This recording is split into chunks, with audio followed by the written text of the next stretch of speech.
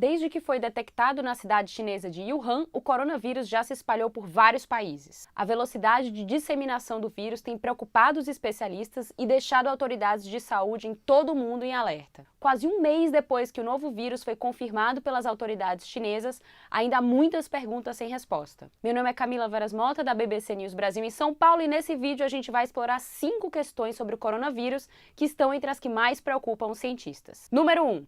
Com que facilidade o vírus se propaga? Ao contrário do que as autoridades chinesas chegaram a informar no início do surto, quando se acreditava que a doença se dava pelo contato com a carne de animais contaminados, o coronavírus é transmitido entre seres humanos. Mais que isso, cada indivíduo infectado transmite o vírus para algo entre 2 ou 3 pessoas. Esse é um dado bem importante chamado no jargão médico de número básico de reprodução, o R0. Desde o início do surto, grupos diferentes de pesquisadores têm tentado estimar o R0 desse coronavírus para tentar entender o quão rápido ele pode se espalhar e as chances de o atual surto virar uma epidemia global. A média tem variado entre 2 e 3. O número da OMS é um pouco mais conservador e fica entre 1,4 e 2,5. Por hora, são todas estimativas, mas elas vão na mesma direção.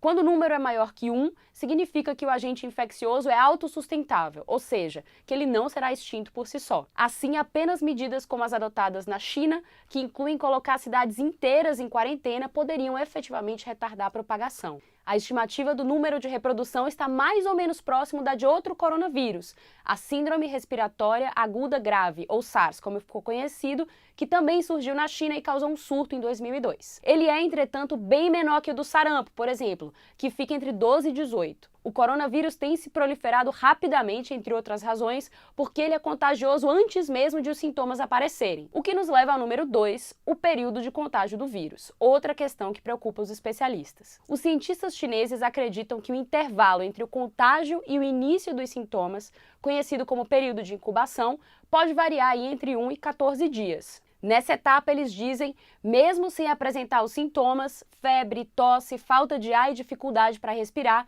alguém infectado poderia passar o vírus para frente. O SARS e o Ebola, por exemplo, são contagiosos somente após o aparecimento dos sintomas.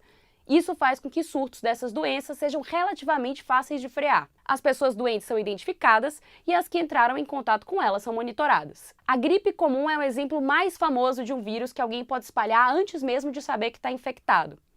Nesse caso, o vírus se propaga pelo ar, por exemplo, ao se conversar com uma pessoa infectada ou respirar próximo a ela, pelo contato com partículas infectadas eliminadas pela tosse ou pelo espirro, lembra a professora Wendy Barclay, do Departamento de Doenças Infecciosas da Universidade Imperial College London, no Reino Unido. Não se sabe ainda quão infecciosos seriam os pacientes durante o período de incubação da doença, mas, se confirmada a propagação assintomática, os desafios das autoridades de saúde para conter a disseminação do coronavírus serão maiores. O que também ainda não se sabe com precisão é o número de pessoas infectadas, nosso número 3 na lista de temas-chave para se entender os riscos. Desde que a China notificou o aparecimento do novo vírus, em poucos dias o número de pessoas infectadas saltou de centenas para milhares. Mas o rápido crescimento dos números, mais acelerado que em outros episódios, poderia se dever à maior capacidade da China hoje de identificar os doentes. Muitos especialistas, entretanto, acreditam que não é só isso, e que o número de pessoas atingidas é provavelmente maior que o divulgado.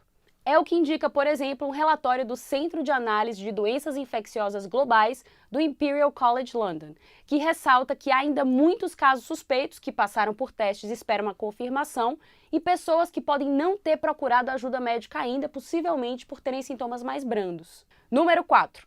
Diante desse cenário, como então conter o vírus? Sabe-se pelo número básico de reprodução que ele não vai desaparecer por conta própria. Cientistas estão tentando desenvolver uma vacina e o trabalho que já existe em torno da vacina contra a Síndrome Respiratória do Oriente Médio, que também é um coronavírus, pode facilitar esse trabalho, abrindo caminho aí para uma vacina para a família dos coronavírus, por exemplo. Mas ainda não existe uma imunização disponível. Os hospitais também estão testando medicamentos antivirais. Uma combinação de 2 deles foi bem sucedida contra a epidemia de SARS e está sendo analisada agora na China. Mas, por enquanto, a opção mais eficaz é impedir que indivíduos já infectados transmitam o vírus a outras pessoas. Entre as medidas tomadas na China nesse sentido, estão a quarentena nas cidades consideradas o epicentro do coronavírus e a restrição para o deslocamento da população em algumas regiões, além do isolamento dos pacientes infectados e da recomendação para que as pessoas lavem as mãos regularmente. O quinto e último ponto é uma pergunta. E se o vírus sofrer mutações? Vírus, de maneira geral, sofrem mutações, mas é difícil prever o que isso significa em cada caso. A Comissão Nacional de Saúde da China alertou para o alto nível de contágio do coronavírus,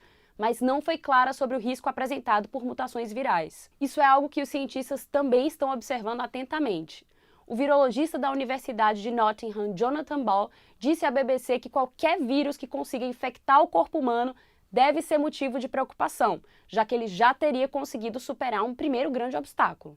Dentro de uma célula humana e ao se replicar, ele poderia começar a gerar mutações que permitam que ele se espalhe com mais eficiência e se torne mais perigoso, ele explica. E diz que os cientistas do mundo inteiro estão trabalhando para não dar ao coronavírus essa oportunidade, seja buscando uma vacina ou tentando entender melhor as características do vírus. Nesse momento, entretanto, a única ferramenta de que as autoridades de saúde dispõem é tentar frear o contágio. A gente continua a acompanhar esse tema e volta por aqui em breve. Se você tiver dúvidas, sugestões, escreve aqui que a gente está de olho. Muito obrigada e até a próxima!